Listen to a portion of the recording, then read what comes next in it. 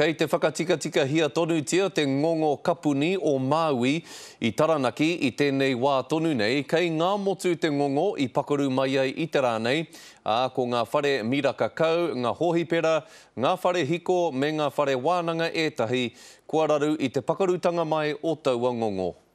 Ka rua rā te roa o te whakatika I te paipa o Maui, kua pakaru. E whakapaukaha ana rātou te whakatika I tēnei mamai pe o te paipa.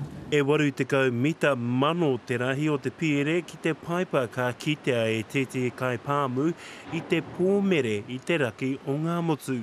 I reira ngā kai pūkaha I ngā pō e tiro ana, yoi anō ka pōture ngā mahi, kai pakaru tete atu wāhanga, kai pahū rānei te paipa. The pipeline, we have excavated down to observe that the pipeline has a weld crack in the pipe, as well as some creasing on the pipeline, so we have to treat very carefully. Ko ngā tāngata noho kāinga me te 5 mano o ngā umanga mai ngā motu ki te tai tokerau, kua pā e tēnei raruraru. Kei te whakahaua rātau kia mutu te whakamahi te kāpuni me nā kātāia. Ko ngā pāmu Māori, kua raru nui. Well, for Māori, we're significant suppliers of product to Fonterra through our own dairy farms.